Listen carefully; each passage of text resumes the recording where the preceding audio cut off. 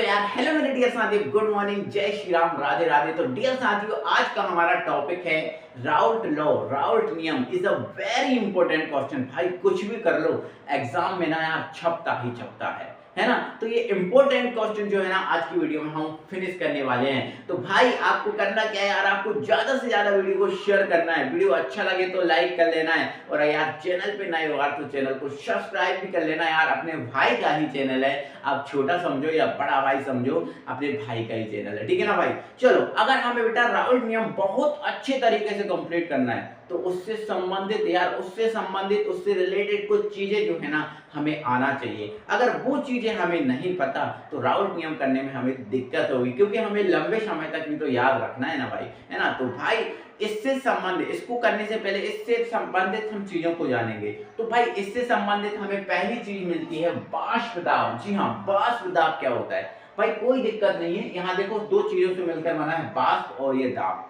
English में इसको vapour pressure बोलते हैं। तो ये क्या होता है वो जान लेते हैं। तो भाई बहुत इजीली आपको समझा देंगे। तो पहले आप मुझे ये बताओ, क्या अभी तक आपने कभी भी चाय बनाई है?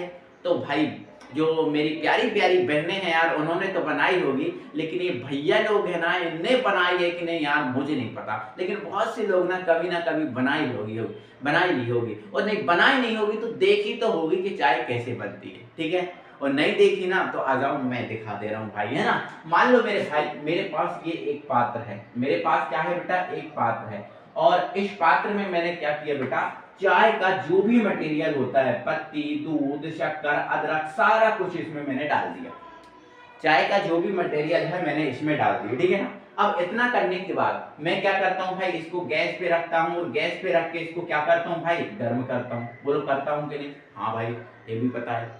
अब बेटा आपको ये भी पता होगा, जब इतना पता है तो जब हम इसको गर्म करते हैं तो आपको ये पता है कि इसके ऊपर ना गोल गोल अणु बनने लगते हैं।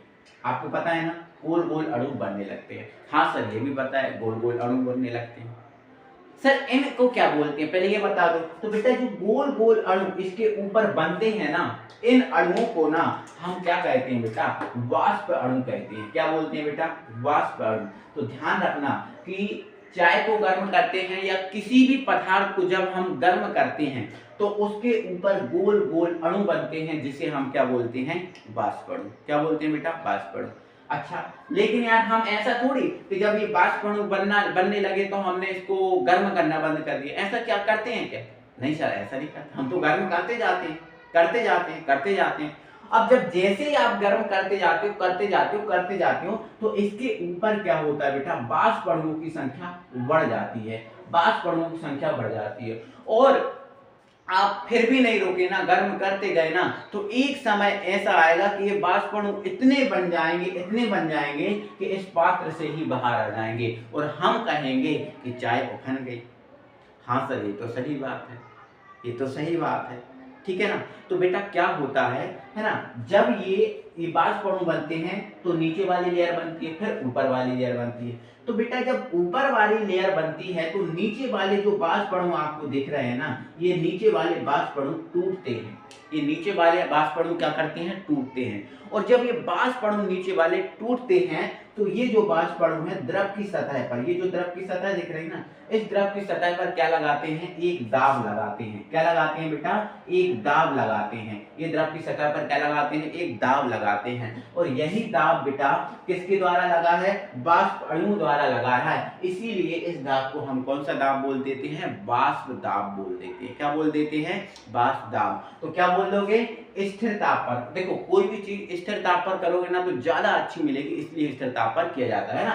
तो स्थिर ताप पर द्रव की सतह पर, स्थिर ताप पर द्रव की सतह पर उपस्थित वाष्प अणुओं द्वारा लगाया गया दाब वाष्प दाब कहलाता है, वेपर प्रेशर कहलाता है। इतना बात क्लियर हो गया ना बेटा, इतना बात क्लियर हो गया।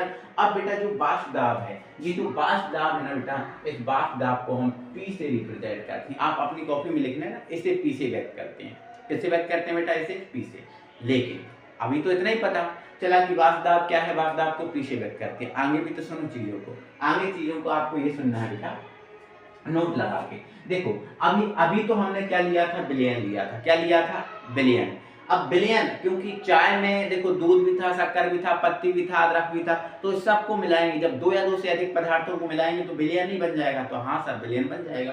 तो ये बिलियन था, है ना, क्या था, बिलियन। अब ये बिलियन का वासदाब था, क्या था, पी, क्या था, पी। अब यहाँ सुनो मेरी बात बेटा, यहाँ पर आप मुझे एक बात बताओ, यदि मैं ताप बढ़ाऊंगा तो क्या ये वाष्प अणुओं की संख्या में वृद्धि होगी? तो आप बोलोगे हाँ सर वाष्प अणुओं की संख्या में वृद्धि होगी, ताप बढ़ाएंगे तो वाष्प अणु बढ़ेंगे। अच्छा एक बात ठीक है, अब वाष्प अणु बढ़ेंगे तो जितने ज्यादा वाष्प अणु बढ़ेंगे, जितने ज्यादा वाष्प अणु बनेंगे उतने ज्यादा फूटेंगे, क्योंकि एक लेयर के बाद जब दूसरी लेयर बनती है तो नीचे वाली लेयर के अणु है ना फूट जाते हैं। तो जब वाष्प अणु बढ़ेंगे तो भाई वाष्प अणु फूटेंगे भी ज्यादा, और जब ज्यादा फूटेंगे तो भाई वाष्प दाब भी क्या होगा, ज्यादा होगा, वाष्प दाब भी क्या होगा, ज्यादा होगा। तो आपको नोट में एक लाइन लिखनी है, नोट में एक लाइन आपको लिख लेनी है कि ताप बढ़ाने पर, ताप बढ़ाने पर वाष्प दाब बढ़ता है, ताप बढ़ाने पर वाष्प दाब बढ़ता है। ये बात आपको लिख लेनी है अपनी कॉपी में, ठीक है ना। चलो अगला नोट आपको लिख लेना है, नोट नंबर 2, ठीक है, बहुत जरूरी चीजें हैं। नोट नंबर 2 आपको बेटा ये लिख लेना है कि शुद्ध विलायक, कौन सा विलायक बेटा, शुद्ध विलायक। अच्छा ये बताओ, अभी तक आपने इतना पढ़ा है, बताओ मुझे शुद्ध विलायक क्या होता है? तो बेटा जो शुद्ध विलायक होता है वो जल होता है, क्या होता है, शुद्ध विलायक जल होता है। और शुद्ध विलायक का जो वाष्प दाब होता है, क्या होता है, वाष्प दाब होता है वो ज्यादा होता है, क्या होता है, ज्यादा होता है। ध्यान रखना शुद्ध विलायक का वाष्प दाब है ना सबसे ज्यादा वाष्प दाब किसका होगा, शुद्ध विलायक। और शुद्ध विलायक क्या होता है, जल, तो जल का वाष्प दाब होगा सबसे ज्यादा। ये अपने माइंड में डाल दो चीज, है ना। लेकिन सर कभी जल उफनता तो है नहीं, क्यों नहीं उफनता? तो मेरे भाई इसलिए नहीं उफनता कि जब जल को हम गर्म करते हैं तो वाष्प अणु बनते हैं फूट जाते हैं, बनते हैं फूट जाते हैं, बनते हैं फूट जाते हैं। चाय जैसे नहीं, बन गए और फूटने में थोड़ा समय लगा, अब जब फूटने में समय लगा इसलिए तो बन जाती है। लेकिन जल क्यों नहीं उफनता? क्योंकि उसमें वाष्प अणु बहुत सारे बनते हैं लेकिन बहुत सारे फूट जाते हैं, इसीलिए तो वाष्प दाब ज्यादा है। तो शुद्ध विलायक जैसे जल है तो जल का वाष्प दाब क्या होगा, बहुत ज्यादा होगा, ठीक है ना। चलो आ जाओ मेरे भाई, आगे सुनो, चीजों को सुनो, आपको सुनो, ध्यान से सुनना है। जैसे आपको पता है बेटा विलायक जो है, क्या है, विलायक, क्या है, विलायक। हमें पता है विलायक को हम किससे व्यक्त करते हैं, ए से, ठीक है। हमें पता है बेटा जो विलेय होता है, क्या होता है, विलेय, विलेय को हम किससे व्यक्त करते हैं, बी से, पता है ना। और हमें ये भी पता है बेटा जब विलायक और जब विलेय मिलते हैं तो क्या बनता है, विलयन, क्या बनता है, विलयन। और विलयन को सॉल्यूशन इंग्लिश में बोलते हैं, इसलिए हम किससे व्यक्त करेंगे, एस से। तो बेटा मैं आपको बताना सिर्फ इतना चाह रहा हूँ, सिर्फ इतना बताना चाह रहा हूँ कि देखो वाष्प दाब को हम किससे व्यक्त करते हैं, पी से। तो ये आपका पी क्या है, वाष्प दाब। अगर मैंने इसके साथ ए लिख दिया तो ये क्या है, विलायक, और ये क्या है, वाष्प दाब। तो ये किसका वाष्प दाब बन गया, विलायक का वाष्प दाब बन गया, किसका, विलायक का। अब पी क्या है बेटा, वाष्प दाब, बी क्या है, विलेय, तो ये किसका वाष्प दाब बन गया, विलेय का वाष्प दाब बन गया, ठीक है ना।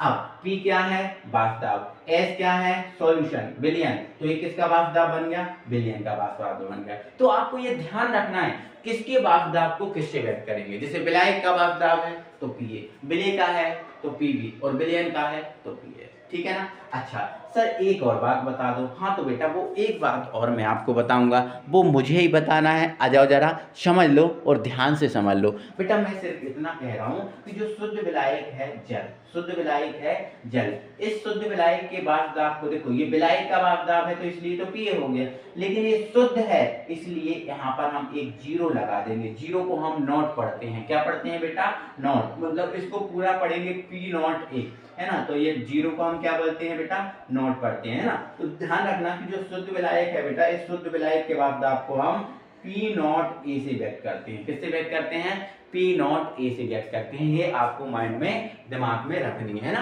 कि शुद्ध विलायक के वाष्प दाब को हम किससे व्यक्त करते हैं, पी नॉट ए से, है ना। तो ये सारी बातें कहीं ना कहीं आप अपनी कॉपी में लिख लेना, क्योंकि अगर ये चीजें लिख लोगे ना तो बहुत फिर आनंद आने वाला है आगे, ठीक है ना। चलो हमने बोला शुद्ध विलायक का वाष्प दाब क्या होता है, अधिक होता है ना, और जो विलयन का वाष्प दाब होता है वो कम होता है। अच्छा एक क्वेश्चन सर ये समझ में नहीं आ रहा कि शुद्ध विलायक का वाष्प दाब अधिक क्यों होता है और विलयन का जो वाष्प दाब है वो कम क्यों होता है। ठीक है, ये बात आपको और जाननी है, ठीक है ना। तो आओ जरा इस बात को हम भी समझा देते हैं कि जब शुद्ध विलायक का वाष्प दाब अधिक होता है तो जब विलयन बनता है तो उसका वाष्प दाब कम कैसे हो जाता है। तो मेरे साथियों आप ये चीजें जान गए हो, अब यहाँ पर कुछ चीजों को जानो। देखो यहाँ पर मैं यहाँ पर बेटा ये कह रहा हूँ कि वाष्पशील, यहाँ पर मैंने एक लिख दिया है वाष्पशील, है ना, पदार्थ। ये इस वाष्पशील पदार्थ का मतलब क्या है, तो आप मुझे सिर्फ इतना बता दो कि जो शब्द लिखा है वाष्पशील पदार्थ, इस वाष्पशील पदार्थ का मतलब क्या है। तो आप बोलोगे सर यहाँ आपने लिखा है वाष्पशील पदार्थ, मतलब ऐसा पदार्थ कहीं ना कहीं होगा जिसमें वाष्प बनती होगी। वाष्प मतलब जिसके अंदर वाष्प अणु बनते हों तो वो वाष्पशील होगा, और जिसके अंदर वाष्प अणु नहीं बनते वो अवाष्पशील होगा। वो क्या होगा बेटा, अवाष्पशील। ये आपको नोट में लिखना है, ठीक है, ये बात आपको नोट में लिखना है कि भाई वाष्पशील पदार्थ क्या है और अवाष्पशील पदार्थ क्या है, ठीक है। तो वाष्पशील पदार्थ क्या है, जिसमें वाष्प बनती है, और अवाष्पशील पदार्थ क्या है, जिसमें वाष्प नहीं बनती। तो किस किस में वाष्प बनती है, तो आप बोलोगे सर जल, जल को गर्म करेंगे वाष्प बनेगी। हम बोलेंगे सर जो दूध है, इस दूध को गर्म करेंगे वाष्प बनेगी। अब जैसे चाय, चाय को गर्म करोगे वाष्प बनेगी, है ना। तो ये ऐसे पदार्थ हैं जिसमें वाष्प बनती है, तो ध्यान रखना। तो ऐसे पदार्थ जिसके अंदर वाष्प बनती है वो वाष्पशील है, और ऐसे पदार्थ जिसके अंदर वाष्प नहीं बनती वो अवाष्पीय। अच्छा सर जैसे नमक, जैसे बेटा आप नमक है, इस नमक को, केवल नमक को, नमक में जल नहीं मिलाना, समझ रहे हो आप, नमक में जल नहीं मिलाना, केवल नमक, अकेला नमक को आप गर्म करोगे, क्या इसके अंदर वाष्प बनेगी, क्या इसके अंदर वाष्प अणु बनेंगे। अब बोलोगे सर नहीं बनेंगे, तो बिल्कुल सही बात है। तो भाई इसमें वाष्प नहीं बन रही है, इसलिए तो नमक अवाष्पशील पदार्थ है। जैसे आपने शक्कर ले ली, क्या ले लिया, शक्कर ले ली, तो शक्कर को, केवल शक्कर, ध्यान रखना, केवल शक्कर को आप गर्म करोगे क्या वाष्प बनेगी। अब बोलोगे सर नहीं बनेगी, तो जो केवल शक्कर है वो अवाष्पशील है, केवल नमक है वो अवाष्पशील है ना। फिर जैसे मिट्टी हो गया, है ना, क्या हो गया, मिट्टी हो गया। तो ऐसे पदार्थ जिसके अंदर वाष्प नहीं बनती बेटा उन्हें हम क्या बोलते हैं, अवाष्पशील बोलते हैं, और ऐसे पदार्थ जिनके अंदर वाष्प बनती है उन्हें हम वाष्पशील बोलते हैं। तो ये क्या है बेटा, अवाष्पशील पदार्थ है, जैसे जल हुआ, दूध हुआ, चाय हुआ, और ऐसे पदार्थ जिनमें वाष्प बनती है, और ऐसे पदार्थ जिसके अंदर वाष्प नहीं बनती वो अवाष्पशील हो गए, ठीक है। ये बात आप क्लियर हो गई, ये बात आपके माइंड में फिक्स हो गई। बेटा बहुत ज्यादा गर्मी है, पसीना पहुंचना पड़ रहा है बार बार, है ना। तो यार आपको वीडियो को लाइक करना है जरूर से, जिसने भी वीडियो को लाइक नहीं किया वो एक बार जल्दी से वीडियो को लाइक करो पहले, है ना। अभी के अभी लाइक करो, बाद में आप भूल जाते हो, है ना। और जिसने सब्सक्राइब नहीं किया है वो सब्सक्राइब कर लेना। तो ये बात आप समझ गए ना, ठीक है, ये बात समझ गए। एक आपको प्यारा सा, अच्छा सा, मस्त सा क्वेश्चन करा रहा हूँ, जरा उस क्वेश्चन को ध्यान देना, ठीक है, इसको मिटा दे रहा हूँ, है ना। तो भाई जिसने अभी तक लाइक नहीं किया है वो जल्दी से वीडियो को लाइक कर दो, और जिसने भी वीडियो को शेयर नहीं किया है वो शेयर कर दो, है ना। क्योंकि यार भाई, अपने भाई का ही सपोर्ट करना है आपको, है ना। आप छोटा समझो या बड़ा समझो, जो भी समझना है वो समझ लो, लेकिन आपके भाई को जो है ना सपोर्ट चाहिए आपका, है ना। और बिना आपके सपोर्ट के हम आगे कुछ भी नहीं कर सकते, है ना। और आपका एक सपोर्ट भी मिल गया ना, एक लाइक भी मिल गया, तो उस एक लाइक की वजह से 10 लोग जुड़ेंगे, है ना। और भाई 10 लोग जुड़ेंगे तो 10 लोग के बीच में ये वीडियो पहुंचेगी, है ना। तो उनको भी फायदा होगा कि यार, है ना। और आपको पता है ना, अच्छा लग ही रहा है आपको पढ़ने में, कोई दिक्कत हो रही है क्या, बताओ, किसी चीज की दिक्कत। अभी मैंने इतना पढ़ा दिया आपको, आपने अगर सीरियसली इतना पूरा देखा है तो यार एक एक पॉइंट आपको समझ में आया होगा, ऐसा नहीं, एक एक पॉइंट समझ में आया होगा। अब आ जाओ ध्यान से सुनो अगला क्वेश्चन। क्वेश्चन हमारा बेटा अगला ये है, शुद्ध विलायक का जो वाष्प दाब है वो अधिक होता है, लेकिन अवाष्पशील विलेय मिलाने पर वाष्प दाब कम हो जाता है, क्यों। अब अवाष्पशील विलेय पदार्थ जैसे नमक, अवाष्पशील विलेय पदार्थ जैसे क्या हो गया, नमक हो गया, शक्कर हो गया, इनको मिला देने से वाष्प दाब क्या हो जाता है, कम हो जाता है, क्यों। ठीक है, आ जाओ ध्यान से सुन लो। मेरे पास बेटा 2 पात्र हैं, कितने पात्र हैं मेरे पास, 2 पात्र। एक पात्र मेरे पास ये है, ठीक है, और एक पात्र मेरे पास ये है, 2 पात्र हैं मेरे पास, ठीक है। और इस पात्र में बेटा मैंने केवल और केवल क्या लिया है, जल। केवल और केवल क्या लिया है, जल लिया है, ठीक है ना। क्या लिया है, जल लिया है, ठीक है ना। और इस पात्र में बेटा मैंने जल, और जल में मैंने एक आवासशील पदार्थ, और आवासशील पदार्थ क्या होता है, नमक। तो मैंने इसमें आवासशील पदार्थ जैसे नमक जो है वो मिला दिया। अब मेरी बात ध्यान से सुनना, अब आपको काम की बात मिलने वाली है। अब मैं बेटा क्या कर रहा हूँ, ये जो पात्र है और एक पात्र हमारे पास ये है ना, दो पात्र होगा मेरे पास। तो बेटा अब मैं क्या कर रहा हूँ, इस पात्र को गर्म कर रहा हूँ, अभी केवल इसको गर्म कर रहा हूँ। जब मैं इसको गर्म करूंगा, जब मैं इसको क्या करूंगा, गर्म करूंगा, तो इसके ऊपर ये जो पात्र दिख रहा है ना, इसके ऊपर खूब बाष्प अणु बनेंगे। खूब क्या बनेंगे, बाष्प अणु बनेंगे। अब जब खूब सारे बाष्प अणु बनेंगे तो भाई खूब सारे बाष्प अणु बनेंगे तो खूब सारे बाष्प अणु फूटेंगे भी, टूटेंगे भी। बोलो कि नहीं बोलो, बोलो, ऐसा ही होगा ना। जब इसको गर्म करूंगा तो इसके ऊपर खूब सारे बाष्प अणु बनेंगे, और जब खूब सारे बाष्प अणु बनेंगे तो खूब सारे बाष्प अणु टूटेंगे भी, तो खूब सारे बाष्प अणु फूटेंगे भी, तो और जब ये टूटेंगे, जब ये फूटेंगे, तो ये क्या होगा, इस द्रव की सतह के ऊपर क्या लगाएंगे, बल लगाएंगे। तो जब ज्यादा बाष्प अणु टूटेंगे तो ज्यादा क्या होगा, बल होगा, ज्यादा क्या होगा, दाब होगा, और जब ज्यादा दाब होगा तो बाष्प दाब भी क्या होगा, ज्यादा ही होगा। बाष्प दाब भी क्या होगा, ज्यादा ही होगा, होगा कि नहीं। इसीलिए जो शुद्ध विलायक है इसका बाष्प दाब क्या होता है, P0A, ये अधिक होता है। क्या होता है, अधिक होता है, ठीक है ना। अब अभी आपको ध्यान से सुनना है और सुनना है। लेकिन बेटा जैसे ही हमने जल में कोई आवासशील पदार्थ जैसे नमक, आवासशील का मतलब जो वाष्प में परिवर्तित नहीं होता, आवासशील का मतलब क्या है, जो वाष्प में परिवर्तित नहीं होता। तो मैंने इसके अंदर आवासशील पदार्थ जैसे नमक मिला दिया जो वाष्प में परिवर्तित नहीं होगा। तो अब मैं बेटा क्या करूंगा, इसको गर्म भी करूंगा। क्या करूंगा, गर्म। तो जैसे ही मैं गर्म करूंगा, तो जैसे ही मैं इसको गर्म करूंगा, तो आपको पता है जो नमक है वो नमक खुद तो वाष्प में परिवर्तित होगा नहीं। क्यों नहीं होगा, क्योंकि आवासशील है।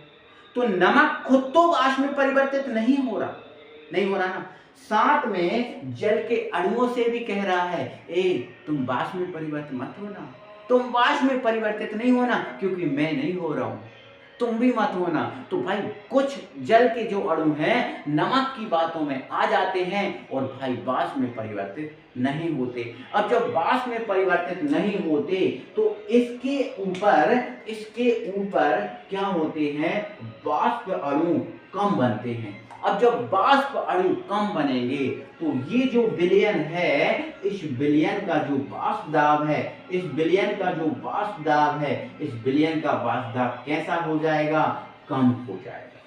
क्योंकि कम वाष्प अणु बनेंगे, और जब कम वाष्प अणु बनेंगे तो कम वाष्प अणु टूटेंगे, और जब कम वाष्प अणु टूटेंगे तो कम दाब लगेगा, और जब कम दाब लगेगा तो वाष्प दाब भी क्या हो जाएगा मेरे डियर साथियों, कम हो जाएगा। तो मेरे डियर साथियों आई होप ये क्वेश्चन समझ में आया होगा।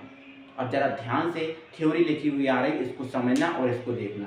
भाई क्या है थ्योरी, तो थ्योरी ये है बेटा, शुद्ध विलायक में जब कोई आवासशील विलेय पदार्थ मिला दिया जाता है तो ये आवासशील विलेय पदार्थ शुद्ध विलायक जल के साथ मिलकर उसके साथ घुल जाता है, मिल जाता है।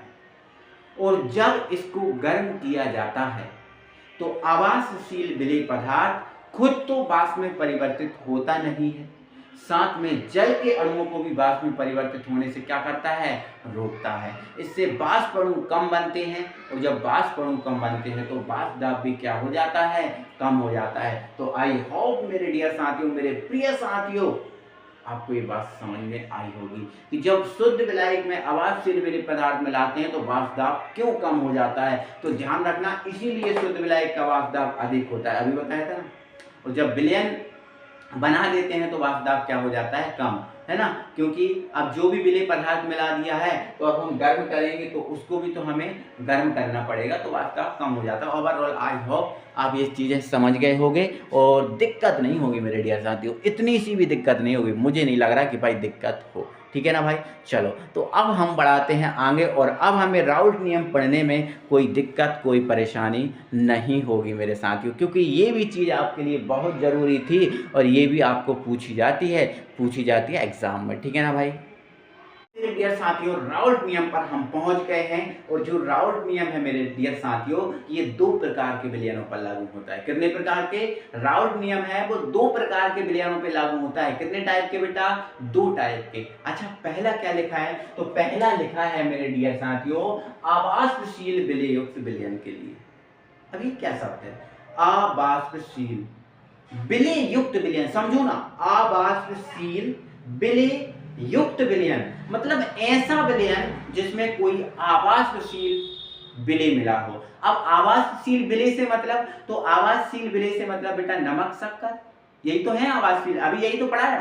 तो ऐसा विलयन जिसमें आवासशील कोई विलय मिला हो उसे हम बोलते हैं आवासशील विलयुक्त विलयन। और दूसरा है बेटा बाष्पशील विलयुक्त विलयन, मतलब ऐसा विलयन जिसमें कोई बाष्पशील मतलब जैसे दूध और प्लस जल, तो ये बाष्पशील हो गया, है ना। तो ऐसा, तो बाष्पशील पदार्थ मिलाने से जो विलयन बनेगा वो बाष्पशील विलयुक्त विलयन, और आवासशील विलय पदार्थ मिलाने से जो विलयन बनेगा उसे आवासशील विलयन, है ना। अच्छा जैसे मैं आपसे बोलूं बेटा बताओ, जल में मैंने नमक मिला दिया, जल में मैंने क्या मिला दिया बेटा, नमक मिला दिया, तो बताओ इन दोनों के मिलाने से कौन सा विलयन बनेगा। तो आप बोलोगे सर आपने आवासशील विलय पदार्थ मिलाया इसीलिए आवासशील विलयुक्त क्या बनेगा, ये विलयन बनेगा। अब जल में मैंने अगर दूध मिला दिया तो बताओ कौन सा विलयन बनेगा, तो सर आपने जल में दूध मिलाया है इसलिए वाष्पशील विलयुक्त विलयन बनेगा।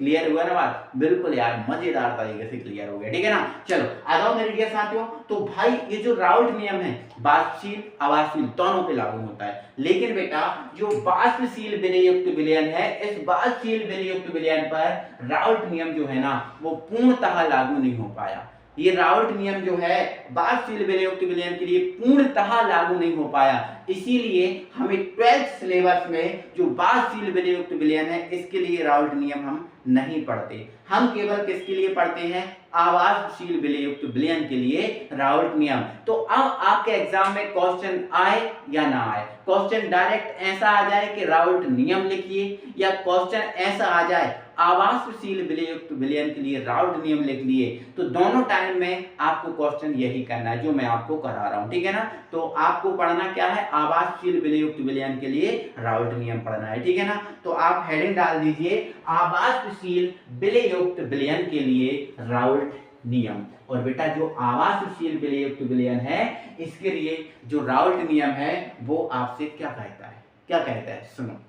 देखो आपको पता है बेटा कोई भी नियम जो है वो स्थिर ताप पर दिया जाता है, कोई भी जो नियम है वो कौन से ताप पर दिया जाता है, स्थिर ताप पर दिया जाता है। ध्यान रखना कौन से ताप पर, स्थिर ताप पर।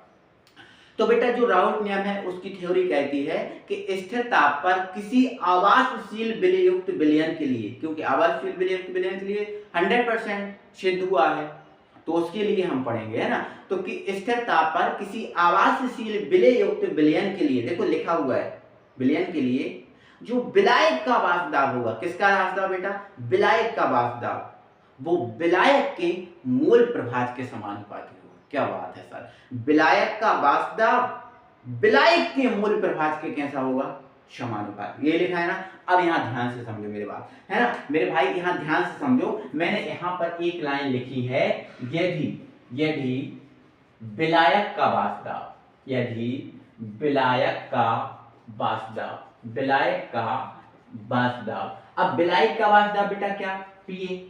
अभी तो यही सब चीजें समझा के चुका हूं ना, अब क्या दिक्कत होगी। तो विलायक का वाष्पदाब क्या होगा, पीए। यदि विलायक का वाष्पदाब पीए व विलायक के मूल प्रभाज, विलायक के मूल प्रभाज x, यही तो होते हैं विलायक के मूल प्रभाज x हैं, तब अगर विलायक का वाष्प दाब हमने पीए मान लिए और विलायक की मोल प्रवाह हमने क्या मान ली x से, तो इसने क्या बोला स्थिर ताप पर विलायक का वाष्प दाब विलायक के मोल प्रवाह के कैसा होता है समानुपाती। तो विलायक का वाष्प दाब पीए विलायक के मोल प्रवाह क्या है x से, तो जो पीए है तब इस नियम के अनुसार जो पीए है वो समानुपाती क्या XA नहीं हो जाएगा मेरे डियर साथियों, बोल दो क्या नहीं हो जाएगा। जब इस नियम में ऐसा बोला गया है तो उसके अनुसार क्या हम ऐसा नहीं कर सकते मेरे डियर साथियों, बोलो नहीं कर सकते, सर कर सकते। अब मेरे भाई जब भी आपको पता है, अब जब आपको पता है कि जब ये समानुपाती का चिन्ह हटाया जाता है तब क्या आता है, एक नियतांक आता है। तो बेटा ये रहा PA ज्यों का त्यों, जब ये हटाएंगे तो क्या आएगा, एक बराबर आएगा और बराबर के बाद एक नियतांक, सॉरी इसको समीकरण 1 नहीं देना है ना, एक नियत, जब इसको हटाएंगे तो बराबर आएगा, बराबर के बाद एक नियतांक और ये रहा आपका XA, तो ये आपका XA, इसको देना है समीकरण नंबर 1। ठीक है मेरे साथियों। अब बेटा आपको करना क्या है, अब बेटा हम जो भी करते हैं वो समीकरण 1 के साथ, आगे अगर हमें इसका जो व्यंजक है इसको स्थापित करना है तो जो भी करेंगे वो हम किसके साथ करेंगे, समीकरण 1 के साथ करेंगे। तो मतलब क्या करोगे सर, तो आ जाओ जरा बता देते हैं क्या करोगे। तो बेटा जो आपका समीकरण 1 है, जो भी आपका क्या है समीकरण 1, इस समीकरण 1 को हम यहाँ लिखेंगे समीकरण 1 को शुद्ध विलायक। अच्छा सर शुद्ध विलायक क्या होता है, तो बेटा शुद्ध विलायक क्या होता है, जल होता है। आपको पता है ना शुद्ध विलायक क्या होता है, जल होता है। तो समीकरण 1 को शुद्ध विलायक के लिए लागू करने पर, मतलब बेटा जो समीकरण 1 है ना, ये जो समीकरण 1 दिख रहा है इसको शुद्ध विलायक के लिए लागू करेंगे, मतलब इस पूरे समीकरण को हम शुद्ध कर देंगे। भाई अब ध्यान रखना इस पूरे समीकरण को हम क्या कर रहे हैं, शुद्ध कर रहे हैं। तो भाई आप बताओ ये जो पीए है ये किसका वाष्प दाब है, विलायक का वाष्प दाब। जब हमने इसको शुद्ध कर दिया तो ये जो विलायक का वाष्प दाब है ये काय का वाष्प दाब बन जाएगा। अब बोलो सर शुद्ध विलायक का वाष्प दाब, बिल्कुल सही कह रहे हो भाई, ये जो विलायक का वाष्प दाब है ना ये यार मेरे डियर साथियों शुद्ध विलायक का वाष्प दाब बन जाएगा। क्या बात है सर, हो गया। अच्छा ये तो सर विलायक का वाष्प दाब बन गया। अब मेरे भाई यहाँ सुनो, किंतु यहाँ सुनो, किंतु आपको पता है x से प्लस XB बराबर कितना होता है, 1 होता है। अरे यार सर ये तो हमने पहले ही पढ़ के रखा है, ये तो हमें ना पड़ी बात बता रहा है सर जो हमने पढ़ा है। हाँ भाई जो पढ़ा है आपने वही बता रहा है, x से plus XB is equal to 1 होता है। बोलो होता है क्या, हाँ सर ये होता है। ठीक है यहाँ देखो मैंने किसको लागू किया इसके लिए, शुद्ध विलायक। अच्छा हमने शुद्ध विलायक बोला, शुद्ध विलायक मतलब जल, केवल और केवल जल। क्या शुद्ध विलायक जब हमने बोला तो उसके अंदर विलेय होगा, तो आप बोलोगे सर नहीं होगा, क्योंकि आप शुद्ध विलायक बोल रहे हो, सर विलेय नहीं होगा। और जब विलेय नहीं होगा मेरे प्यारे साथियों तो विलेय के मोल प्रभाज होंगे, तो आप बोलोगे सर नहीं होंगे। तो जो विलेय है इसके जो मोल प्रभाज हैं इसका मान क्या हो जाएगा, 0। और जब इसका मान 0 हो जाएगा तो ये किसके बराबर हो जाएगा, 1 के। और 0 का कोई मतलब नहीं होता, मतलब XA बराबर कितना हो जाएगा, 1 हो जाएगा। तो मुझे ध्यान रखना है मेरे डियर साथियों, प्यारे साथियों, कि जो शुद्ध विलायक होता है उस शुद्ध विलायक के लिए XA का मान कितना होता है, 1 होता है। क्यों होता है, क्योंकि XA प्लस XB बराबर 1 होता है। लेकिन शुद्ध विलायक में विलेय होता ही नहीं है, और जब विलेय नहीं होता तो इसके मोल प्रभाज भी नहीं होंगे, तो इसलिए इसका मान 0, तो XA बराबर कितना आ जाता है, 1। तो शुद्ध विलायक के लिए जो विलायक का वाष्प दाब है वो शुद्ध विलायक का वाष्प दाब बन जाता है, और XA बराबर कितना रख दिया जाता है, 1। ठीक है ना। आगे मेरे डियर साथियों अब यहाँ सुनो, ठीक है। समीकरण 1 से मतलब बेटा आपने क्या किया है, जो PA का और XA का मान निकाला है उसको समीकरण 1 में रख दें। तो जब इसके ये दोनों मान समीकरण 1 में रखेंगे तो PA की जगह क्या रखना है, P0A। तो PA की जगह हमने रख दिया बेटा P0A, PA की जगह रख दिया। ठीक है बराबर ये K ज्यों करते हो। ठीक है XA की जगह क्या रख दिया बेटा, तो XA की जगह 1, तो ये रख दिया 1। 1 का इसमें गुणा करेंगे कोई मतलब नहीं निकलेगा, तो K बराबर आपने क्या निकाल लिया, K बचा ना, K बराबर क्या आ गया, P0A। तो यहां से आपका बेटा K का मान आ गया। किसका मान आया, K का मान आ गया। अब बेटा जो K का मान आया है उसको भी कहाँ रखोगे, समीकरण 1। मतलब मैंने शुरू में ही बोल दिया था बाट बेटा समीकरण 1 की लगने वाली है। देखो आप समीकरण 1 से मान निकाला, समीकरण 1 में रखा, के का मान निकला। अब जो के का मान निकला है उसको भी बेटा कहाँ रखेंगे, समीकरण 1 में, है ना। तो यहां पर आप क्या लिख दोगे, के का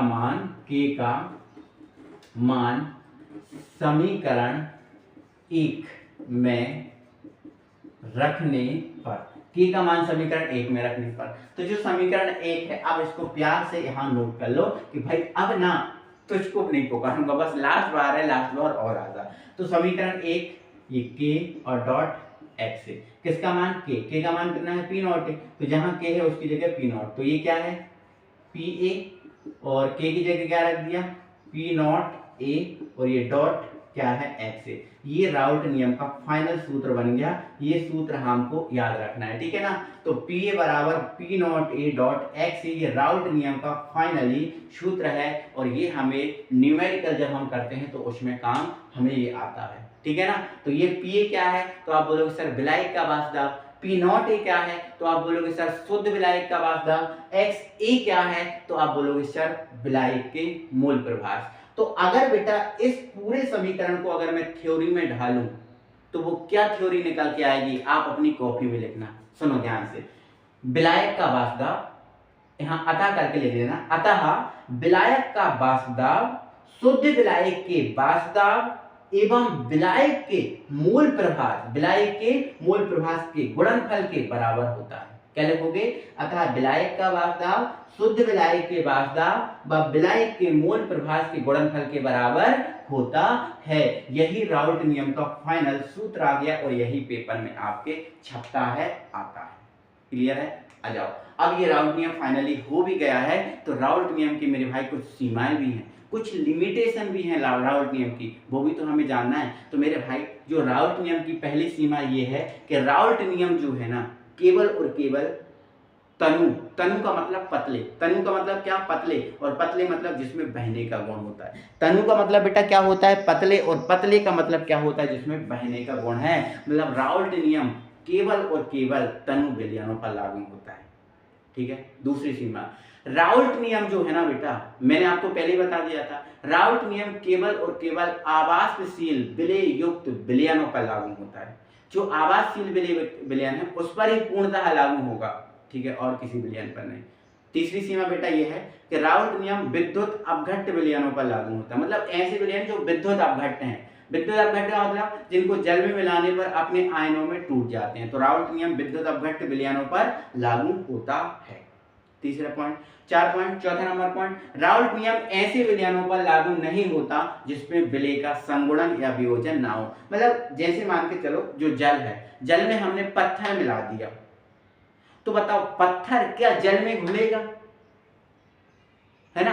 संगुणन का मतलब होता है घुलना, संगुणन का मतलब क्या होता है, घुलना, और वियोजन का मतलब होता है टूटना, है ना।